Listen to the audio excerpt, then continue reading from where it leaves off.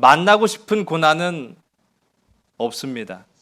그래요, 맞습니다. 우리가 고난이라는 것은 뜻한 것이 하나도 없습니다. 뜻하지 않은 고난만 있을 뿐이지요.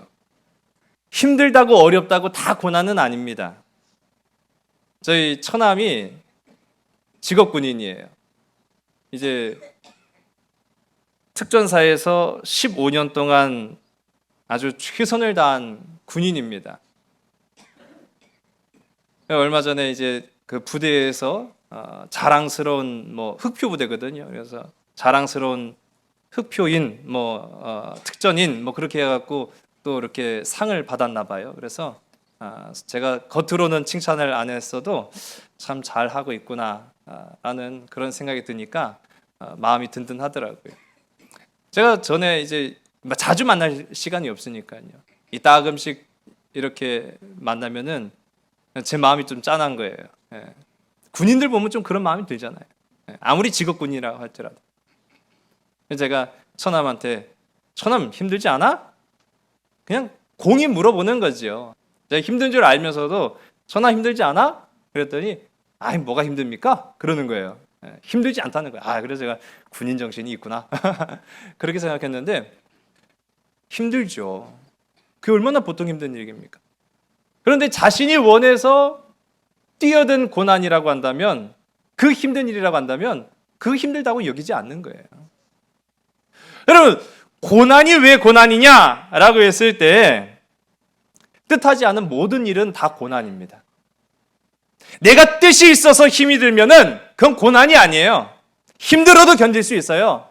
근데 뜻하지 않은 일은요, 그게 내 몸을, 내 육신을, 내 마음을 상하게 하지 않아도 다 힘들어요. 고난이라고 얘기해요. 잘못된 길로 들어섭니다. 그러면 그 잘못된 길로 들어서는 순간 그 사람은 고난이라고 생각해요. 원치 않는 직장 생활을 하면은 고난입니다. 자녀들의 삶이 부모의 마음 같지 않아요. 그럼 어떻게 됩니까? 고난입니다. 원하지 않은 결과가, 삶의 결과가 나타납니다. 어떻게 됩니까? 고난입니다. 이처럼 우리가 생각하는 이 고난 좀 생각해 볼 필요가 있는데, 고난은 뜻하지 않은 모든 것들이 다 고난인 거예요. 그러나 오늘 이 시간 뜻하지 않은 결과까지도 주께 의탁하여 맡기는, 그래서 그것을 고난으로 여기는 것이 아니라 모든 일에 하나님의 은혜를 발견할 수 있는 복된 저와 여러분 되기를 주의 이름 간절히 소원합니다.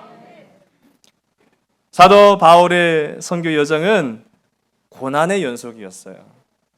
그러나 사도 바울 자신이 나 고난 정말 지긋지긋하다, 너무너무 힘들어서 그만하고 싶다, 자기 스스로를 한탄하거나 낙심하거나 좌절하지 않았음을 보게 됩니다.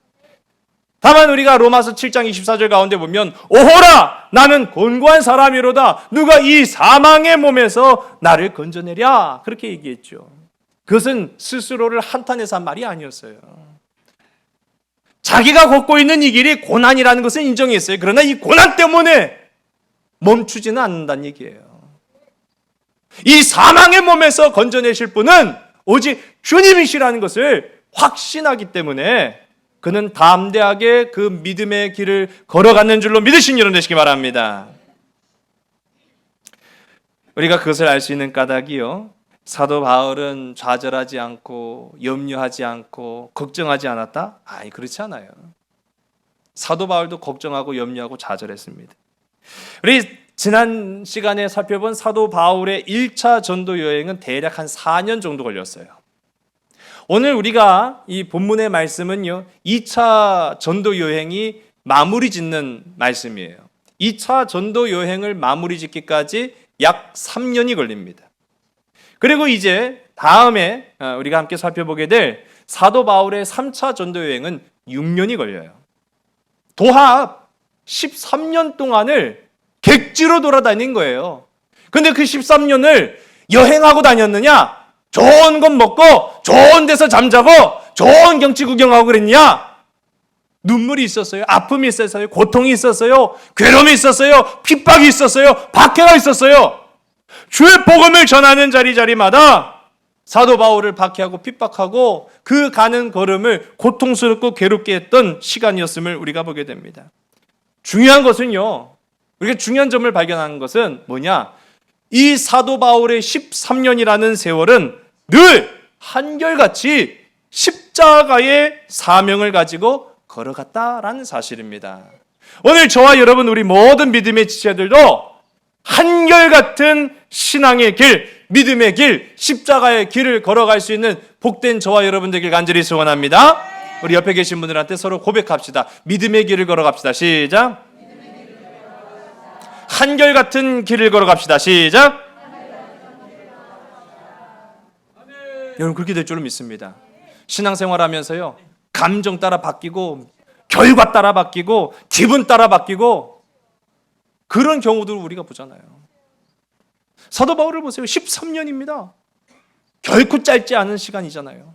그 시간을 얼마나 많이 사도 바울을 흔들어 놨냐고요.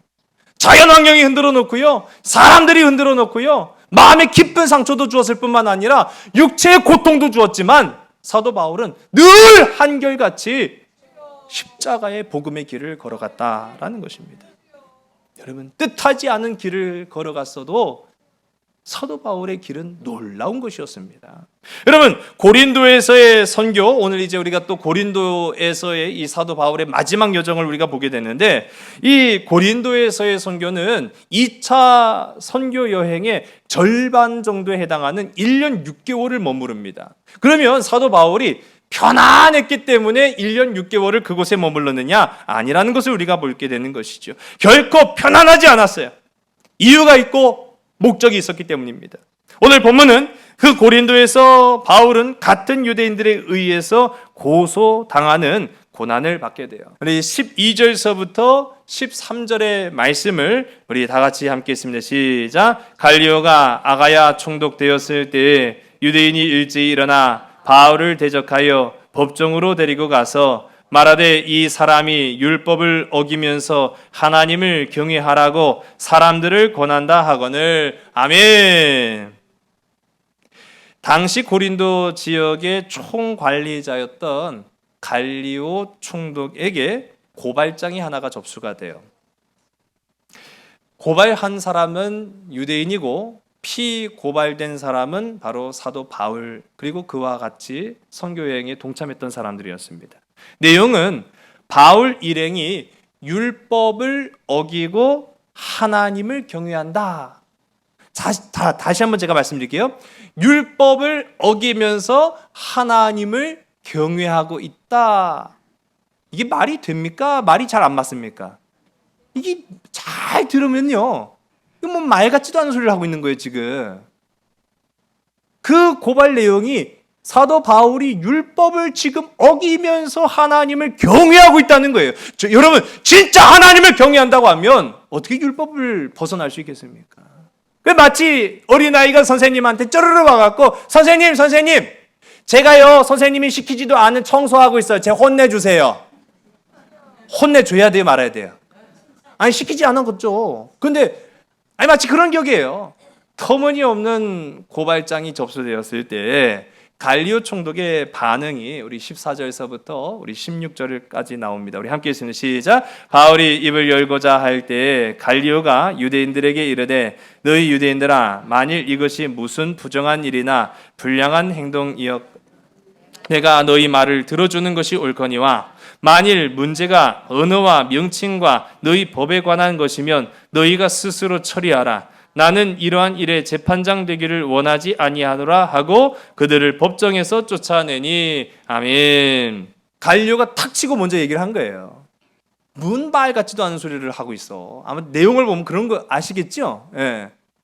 그러면서 그들을 내쫓았다라고 얘기를 하는데, 이 갈리오라는 사람 스페인 코르도바 출신의 사람인데, 사실 이 역사를 보게 되면 갈리오 총독보다 더 유명한 사람이 있습니다. 이 집안에. 이 갈리오 총독의 동생이에요. 세네카라는 이름 어떻게 좀 들어보신 분들도 계실 거예요. 이 세네카라는 사람이 누구냐라고 하면 로마 당시에 재정을 담당했고 또 철학자였으며 황제의 스승이 되었고 또 마지막에는 극작가로 9편의 이 작품을 남긴 아주 유명한 사람입니다. 이 세네카가 이 오늘 우리가 성경에 읽었던 갈리오의 동생이에요. 그것만 보더라도 이 갈리오가 어떠한 성격의 소유자인지를 알 수 있지요. 역사가들은 이 갈리오가 온화한 성품의 소유자였다라고 말하고 있습니다. 이 갈리오가 오늘 말씀을 보면 굉장히 합리적으로 판단하고 있다라는 것을 보게 되는 거예요. 바울이 정치적으로 잘못한 일이었고 치안에도 문제를 준 것이 없으므로 이 고소는 각하한다. 그러니 너희들 문제는 너희들 스스로 해결해라 하고 쫓아냈어요. 네. 종교적인 문제를 가지고 법정 고소는 바람직하지 않다라고 결론을 내린 거예요. 제가 요즘 이렇게 딱 보면은요, 가슴 아파요. 방송마다 교회 때리기 바람이 분 것 같아요. 네, 그런 거 느끼보신 분들도 계실 겁니다. 코로나19라는 사태가 마치 교회가 온상지가 된 것처럼 여론몰이를 하고 있는 그런 모습을 봅니다. 얼마 전에 제가 기사를 보면 우려되는 것이 교회를 클럽이나 노래방처럼 고위험 시설로 지정할 것을 검토하고 있다. 누가요? 정부가. 이걸 정부가 해야 될 일인가라는 생각이 좀 어떻게 보면 듭니다. 이게 한번 그렇게 법적으로 지정을 해놓고 나면은 나중에 가서는 집합 금지 명령을 내릴 수도 있어요. 모이는 것을 정부가 금지할 수도 있어요. 참 안타까운 문제. 2000년 전에도 없었던, 2000년 전에도 일어나지 않았던 뜻하지 않은 고난이에요. 진짜. 정말 뜻하지 않은 고난의 시대를 우리가 지금 살아가고 있습니다. 우리 믿음으로 늘 깨어서 성령을 사모할 수 있는 기도하는 저와 여러분, 우리 주님의 제자들이 되기를 주의를 간절히 소원합니다. 사실 바울은 그 스스로 이 모든 걸 다 고난이라고 생각하지 않았어요. 생각해 보세요. 1차 선교 여행 즐겁고 행복했습니까? 좋은 일만 넘쳐났습니까? 앞서 말씀드린 것처럼 좋은 데 가서 좋은 거 먹고 좋은 데 잠자리 자고 좋은 구경하다 왔습니까? 아니에요. 4년 내내 고생했어요. 그리고 이제 2차 전도 여행 굉장히 처음부터 어려웠다라는 것을 제가 말씀드렸죠. 만일 그 고난이 사도 바울에게 고난으로 여겨졌다고 한다면 아마 사도 바울 당장 그만뒀을 거예요. 당장 그만뒀죠. 합리적으로 판단한다면 이건 할 일이 아니에요. 그런데 사도 바울은요, 그걸 고난이라고 생각하지 않았어요. 사명이라고 생각했어요. 그래서 고난을 당해도 사도 바울은 자기 믿음의 길을 꿋꿋이 걸어갔어요. 그런데 사도 바울을 고통스럽게 한 데는 다른 데서 나타납니다. 우리 17절의 말씀을 보겠습니다. 우리 17절 말씀 우리 다 같이 시작. 모든 사람이 회당장 소스테네를 잡아 법정 앞에서 때리되 갈리오가 이 일을 상관하지 아니하니라. 아멘. 아니 난데없이 회당장인 소스테네가 법정 앞에서 구타를 당한 거예요. 몰매를 맞은 거예요. 한마디로 말하면. 아니 왜? 아니 이 사람이 갑자기 왜 맞아? 그런 생각이 들 수 있지요. 그런 의문은요, 우리 지난 시간의 말씀을 보면은 알 수 있는데, 우리 8절의 말씀입니다. 우리 8절 말씀 다 같이 있으면 시작. 또 회당장 그리스보가 온 집안과 더불어 주를 믿으며 수많은 고린도 사람도 듣고 믿어 세례를 받더라. 아멘. 우리 지난 시간에 우리 잠깐 지나가면서 그냥 읽고만 말았습니다만은 사도 바울이 복음의 전초기지로 삼았던 것은 회당이었어요. 우리 주님도 회당을 중심으로 복음 사역을 하셨잖아요. 사도 바울도 회당을 중심으로 복음 사역을 했는데 회당을 중심으로 복음 사역을 하다 보니까 어쩌면 그 말씀을 가장 많이 접한 사람이 회당장이에요. 회당장은 아무나 될 수 있는 게 아닙니다. 그 유대인들 가운데 인정받고 명망 있고 지식 있고 학식 있고 권세 있는 자가 회당장이 되는 거예요. 그런데 지난 시간 말씀 가운데 그리스보라는 회당장이 예수를 영접하는 사건이 일어나요. 그뿐만 아니라 그와 온 집이 구원을 받아요. 그리고 모든 가족이 다 세례를 받습니다. 유대인들에게는요, 충격이었던 거예요. 유대인들이 안 그래도 이 사도 바울이 복음을 전하는 것을 아주 못마땅하게 생각하고 있던 와중에 회당장이 나도 예수를 믿겠다라고 선포해 버리니까 기가 막힌 거예요. 그래서 우리가 이 오늘 말씀 가운데 소스데네가 회당장이었다라고 했잖아요. 회당장은 두 사람이 될 수 없습니다. 그 말인즉슨 예수를 믿은 그리스도는 회당장으로서의 자격을 상실된 거예요. 그 사람들이 당신 회당장 자격 없어! 내려와! 하고 끌어내린 거예요. 그리고 나서 그 자리에 소스데네가 갔는데 이게 무슨 일이에요? 소스데네가 난데없이 법정 앞에서 몰매를 맞고 있어요. 아니, 바울을 고소했는데 왜 소스데네가 봉변을 당하고 있냐고요. 아직도 잘 이해가 안 되죠. 고린도전서 1장 1절의 말씀을 우리 화면을 함께 보겠습니다. 시작. 하나님의 뜻을 따라 그리스도 예수의 사도로 부르심을 받은 바울과 형제 소스데네는, 여러분, 형제라는 말은요, 어떤 의미냐? 믿음의 형제를 말하는 거예요. 전임자였던 그리스도가 예수를 믿어서 그를 실격시켰는데 그 다음에 그 자리에 앉혀놨던 소스데네까지 예수를 믿게 되었다라는 사실입니다. 할렐루야! 그러니까 이제 유대인들은 2중, 3중으로 충격을 받은 거예요. 당신까지? 그러니까 이 충격이 그들을 분노하게 만들었고 그로 인해서 소스데네가 법정 앞에서 구타를 당하게 됩니다. 여러분, 소스데네는 비록 구타당했지만 생각해 보세요. 앞서도 말씀드렸죠. 아무나 회당장 될 수 있는 게 아니라고 말씀드렸어요. 많은 사람들의 지지를 받고 명망이 있고 권세가 있는 사람, 학식이 있는 사람이 회당장이 되는 것인데 그들이 만천하가 보는 앞에서 노골적으로 몰매를 맞았어요. 수치를 당한 거예요. 그런 말씀 어디에도 이 소스데네가 사람들을 원망했다 나와야 안 나와요? 사도 바울을 원망했다 나옵니까 안 나옵니까? 소스데네는요, 그 어디에도 원망한 흔적이 없었어요. 그것만 보더라도 이 사람이 얼마나 믿음의 사람이었는가 라는 사실을 우리가 알게 되는 거예요.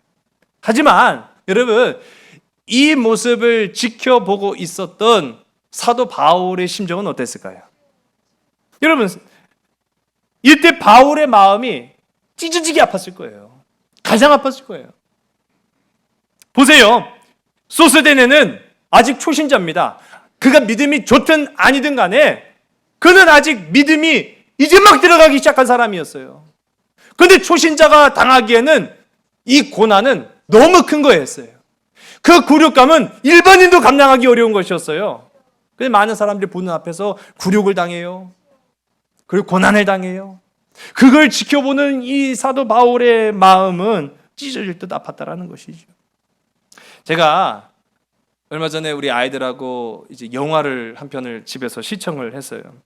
이 영화에 보면은 시골 아이들이 뭐 춤이라고 해봐야 뭐 전문적으로 배울 것도 없고 뭐 그렇잖아요. 근데 마침 그들에게 찾아온 좋은 기회에 좋은 선생님을 만나서 이제 춤을 배우고자 하는데 자기 마음대로 또 안 되지요. 그 중에 한 아이가 이 엄마의 반대를 무릅쓰고 춤을 배우러 이제 다니는 거예요. 그 춤을 배우러 다니는데 아니나 다를까 경기 당일날 엄마한테 들킵니다. 이 아이가 경기장으로 가기 위해 탄 버스에 엄마가 올라타요. 그 아이한테 단호하게 말해요.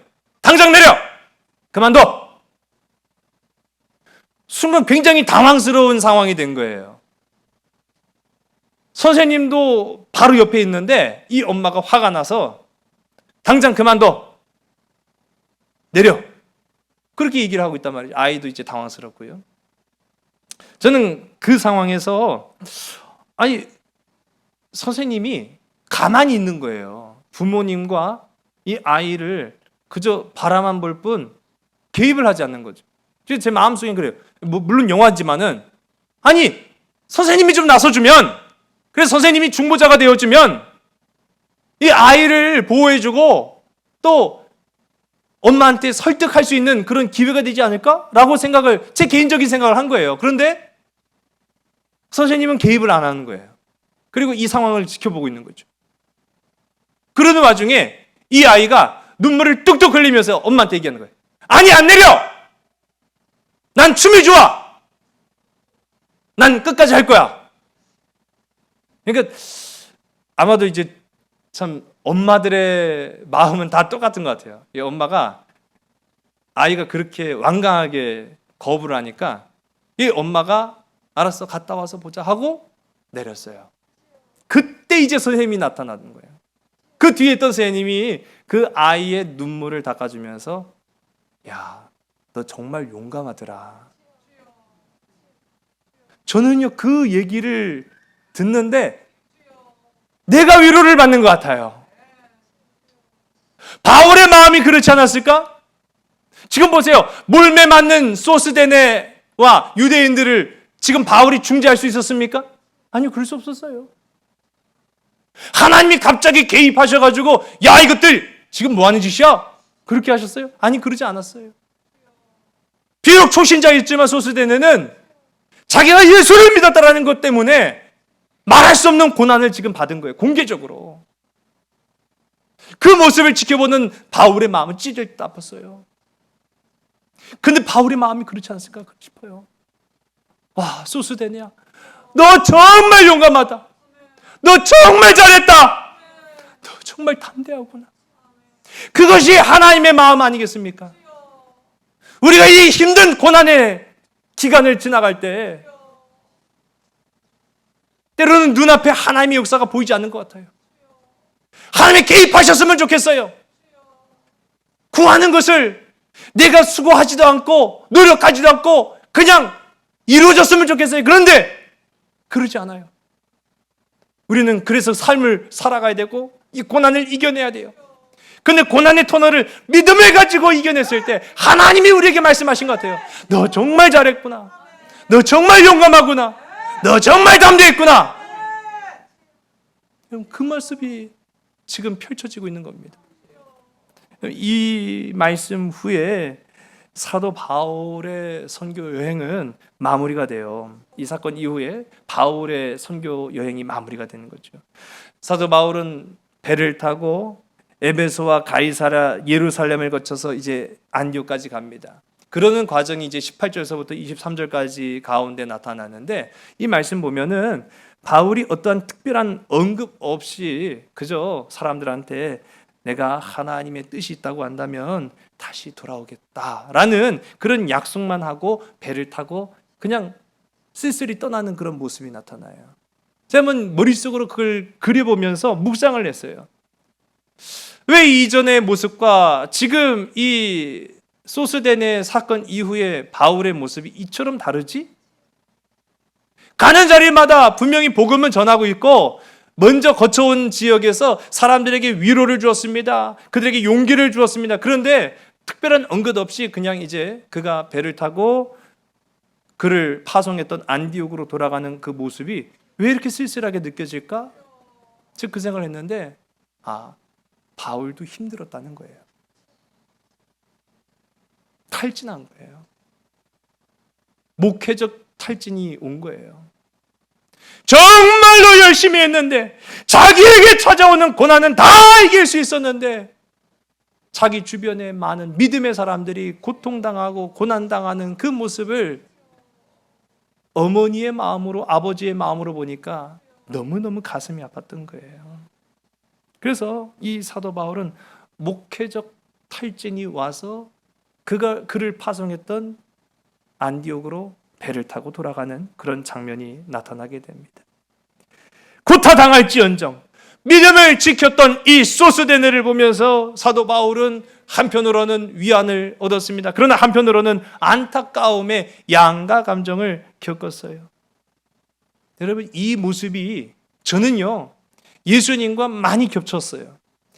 예수님께서 그의 사촌이었던 세례자 요한, 여러분 먼저 앞서서 세례자 요한이 오실 주님의 그 길을 닦아놓고 있었잖아요. 그런 세례자 요한이 헤롯에 의해서 순교당합니다. 오늘 우리가 절기상으로는 순교자 헌신주일이에요.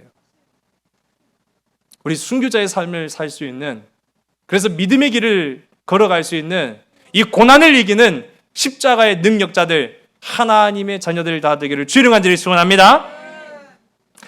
세례 요한이 죽었다라는, 순교했다라는 소식을 우리 주님이 들으셨어요. 그리고 나서 우리 주님의 반응, 마태복음 14장 우리 13절의 말씀인데 우리 함께 읽습니다. 시작. 예수께서 들으시고 배를 타고 떠나사 따로 빈들에 가시니 무리가 듣고 여러 고을로부터 걸어서 따라간지라. 아멘. 예수님이 어떻게 보면 비극적인 소식이죠. 자신의 사촌이, 육적으로 보면 자신의 사촌이었고 믿음의 일꾼이었고 십자가의 사명자였던 세례 요한이 끝까지 그 믿음을 지키다가 옥고를 치르고 목이 잘리는 순교를 했어요. 그 소식을 들었을 때 우리 주님의 마음, 그래서 성경은 그것을 다 담지 못하였습니다. 그래서 우리 주님이 그 소식을 듣고 제자들과 지금 따로 가셨어요.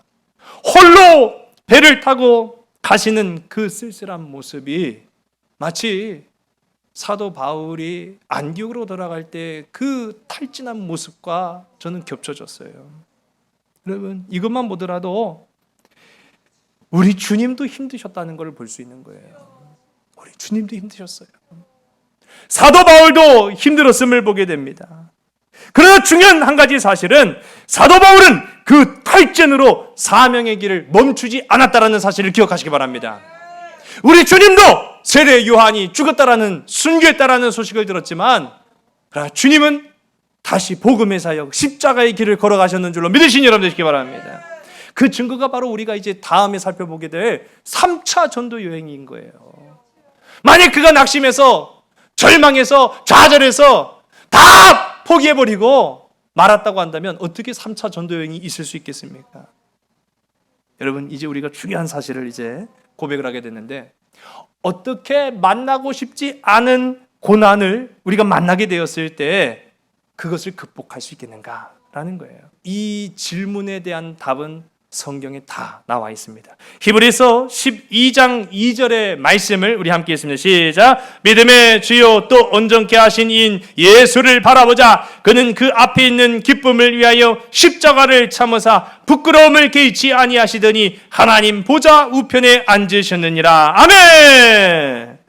3절이 말하고 있습니다. 우리 3절의 말씀을 또 함께 읽습니다. 시작. 너희가 피곤하여 낙심하지 않기 위하여 죄인들이 이같이 자기에게 거역한 일을 참으신 이를 생각하라. 아멘. 여러분, 이 말씀이 무슨 말이냐? 너희가 피곤할지라도, 고난이 찾아왔을지라도, 낙심이 찾아왔을지라도 낙심하지 않기 위하여라는 말은 낙심하지 말지어다, 그 말이에요.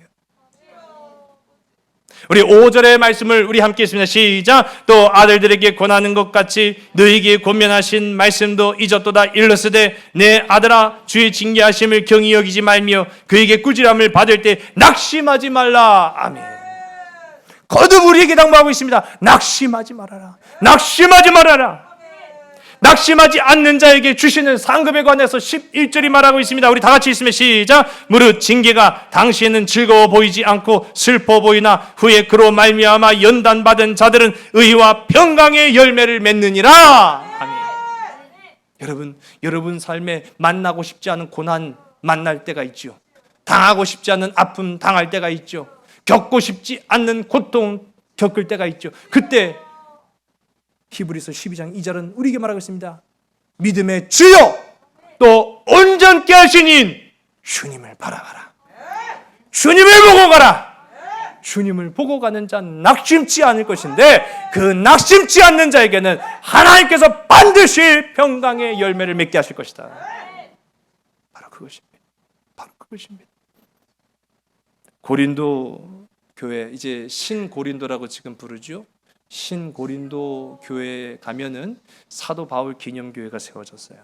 그리고 그 사도 바울 기념교회의 벽면에는 대리석으로 이 고린도 교회의 역대 감독들, 그러니까 그 고린도 지역을 총괄하는 이 교회의 이제 목회자가 되는 거죠. 그 감독들의 이름이 88대의 감독까지 기록이 돼 있어요. 그런데 보면은 1대, 우리 더 확대를 좀 했는데 1대 감독은 바울입니다.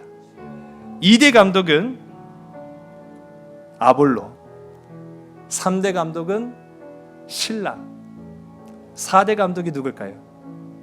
소스데네입니다. 소스데네였습니다. 소스데네였습니다. 그 초신자였지만 믿음을 지켰고 고난을 당하였지만 주님을 바라봤던 소스데네였습니다. 모진매를 맞았어도, 뜻하지 않은 고난을 당했어도 여러분, 그의 믿음은 꺾지 못했어요. 그는 강했습니다. 그는 담대했습니다. 왜 그랬을까요? 주님을 바라봤기 때문입니다. 오늘 주님을 바라볼 수 있는 저와 여러분들에게 간절히 소원합니다. 눈을 들어 주를 보라. 내 모든 염려 주께 맡겨라. 슬플 때에 주님의 얼굴 보라. 사랑의 주님 안실 주리. 우리 두 손을 높이 들고 찬양합니다. 눈을 들어 주를 보라. 내 모든 염려 주께 맡겨라. 슬플 때에 주님의 얼굴 보라. 사랑의 주님 안실 주리라. 괴로울 때 주님의 얼굴 보라. 평화의 주님 바라보아라. 세상에서 시달린 친구들아, 위로의 주님 바라. 눈을 들어 주를 보라. 눈을 들어 주를 보라. 내 모든 염려 주께 맡겨라. 슬플 때에 주님의 얼굴 보라. 사랑의 주님 안실 주리라. 힘이 없고 내 마음 연약할 때 능력의 주님 바라보아라. 주의 이름 부르는 모든 자는 힘주시고 늘 지켜주시. 눈을 들어 주를 보라. 내 모든 염려 주께 맡겨라. 슬플 때에 주님의 얼굴 보라. 사랑의 주님 안실 주. 눈을 들어 주를 보라. 내 모든 염려 주께 맡겨라. 슬플 때에 주님의 얼굴 보라. 사랑의 주님 안실 주리라. 우리 이 시간 다 일어나겠습니다. 이 시간 주님 앞에 나와서 오늘 저와 여러분의 마음을 쏟아놓기를 원합니다. 뜻하지 않은 고난을 당하였습니다. 뜻하지 않은 괴로움을 당하였습니다. 생각지도 않았던 결과가 우리를 가슴 아프게 만들고 아버지 원치 않았던 고통과 괴로움이 우리를 발목 잡아서 조금도 나아가지 못하게 만듭니다. 우리의 찢을 듯한 마음, 그러나 오늘 이 시간 불꽃 같은 눈동자로 주님만 바라보고 계십니다. 소스데네야, 힘내라. 용기를 잃지 말아라. 담대해라. 너 용감하구나, 잘하고 있다. 오늘 그 소스제를 부르는 그 음성은 오늘 우리를 부르는 주님의 음성입니다. 이제 주님을 볼 때입니다. 고난을 향하였을 때 주님을 봐야 합니다. 고통을 향하였을 때 주님을 봐야 합니다. 오늘 이 시간 내 마음을, 내 삶을, 내 육체의 모든 아픔까지도 감찰하시고 해결해 주시는 주님 앞에 이 시간 내가 주님을 온전히 의지하겠습니다. 내가 주님의 말씀을 붙들고 주의 말씀에 사로잡힌 삶을 살아가겠습니다. 오늘 주의 이름에 세 번 부르짖고 간절한 마음으로 우리의 마음을 다하여 통성하겠습니다. 주여, 주여, 주여. 아버지 하나님, 우리의 찢어질 듯한 마음, 고통과 괴로움으로 일그러진 우리의 삶을 주님 위로하여 주시옵소서. 이제는 우리가 슬픔을 당하였을 때 땅만 쳐다보고 세상의 권력을 의지하고 사람을 믿고 아버지 따랐던 그 모든 아버지 허약함과 나약함을 이제 다 내려놓고 주님만을 바라보기를 원합니다. 주님의 뜻을 따르기를 원합니다. 말씀에 사로잡히기를 간절히 소원합니다. 아버지, 믿음의 주여 또 온전케 하시니 예수를 바라보게 하여 주시옵소서. 성령이 우리와 함께 하여 주시사 곤비하여도 낙심하여도 넘어지지 않게 하옵시며 피곤하여도 낙심치 않기 위하여서 주를 온전히 따르는 주의 백성 되게 하여 주시옵소서. 낙심치 않는 자들에게 의의 평강의 열매를 맺게 하여 주신다고 하였습니다. 오늘도 우리가 강하고 담대한 주의 군사로 하나님의 사랑받는 택함받은 백성으로 주님과 함께 동행할 수 있도록 인도케 하여 주시옵소서. 우리 가정의 아픔을 주님께서 아버지 해결하여 주시옵소서. 우리 생명의 문제를 주님께서 해결하여 주시옵소서. 이 나라의 문제를 주님께서 다스려 주시옵소서. 온 열방의 아버지 아픔까지도 눈물을 흘리며 아버지 우리를 바라보시는 주님, 오늘 이 시간 힘이 없고 내 마음 연약할 때 내게 능력의 공급자가 되시며 내 생명의 길이 되시는 주님을 온전히 따르게 하여 주시옵소서. 이제 우리가 주의 이름을 부르기를 원합니다. 주님의 이름을 연호하기를 원합니다. 슬플 때 주님의 얼굴을 봅니다. 사랑의 주님이 우리에게 평강 주시고 평안 주시고 샬롬을 허락하여 주실 줄로 믿습니다. 질병의 문제 해결받게 하여 주시옵소서. 경제적인 어려움 이겨내게 하여 주시옵소서. 마침내 영광이 하나님 앞에 있음을 기억하면서 소스데네처럼 바울처럼 예수님처럼 담대하여 주와 함께 동행하는 자 다 될 수 있도록 주님 인도하여 주시옵소서. 주님 함께 하여 주시옵소서. 눈을 들어 주를 보라. 내 모든 염려 주께 맡겨라. 슬플 때에 주님의 얼굴 보라. 사랑의 주님 안실 주리. 눈을 들어 주를 보라. 내 모든 염려 주께 맡겨라. 슬플 때에 주님의 얼굴 보라. 사랑의 주님 안실 주리라. 아버지 하나님, 상처받은 자들의 마음을 위로하여 주시옵소서. 눈물 흘리는 자들의 눈물을 닦아 주시옵소서. 제 대신에 인생에 빛나고 아름다운 향기 나는 화관을 씌워주시겠다고 약속하신 주님, 그 주님을 믿고 의지하며 지금까지 우리가 나와왔습니다. 고난의 문턱마다 주님을 바라보게 하여 주시옵소서. 아픔에 처서마다 주님을 의지하게 하여 주시옵소서. 괴로움이 우리 인생의 앞길을 막을 때 능력의 주님을 바라보게 하여 주시옵소서. 만나고 싶지 않은 고난, 만나고 싶지 않은 아픔, 그러나 만났을 때 주님을 의지함으로 말미암아 해결받는 자들, 회복되는 자들, 구원받은 주의 백성 되게 하여 주시옵소서. 이제는 우리 주 예수 그리스도의 은혜와 하늘 아버지의 깊고 넓으신 사랑하심과 성령님의 내주 역사, 교통 회복시켜 주시는 주님의 보호하심이 오늘 이 시간 주를 믿고 따르며 주와 함께 동행하며 주님만을 바라보겠다고 고백하는 우리 모든 믿음의 지체들 머리 위에 지금으로부터 영원토록 함께하여 주시기를 간절히 축원하옵나이다. 아멘.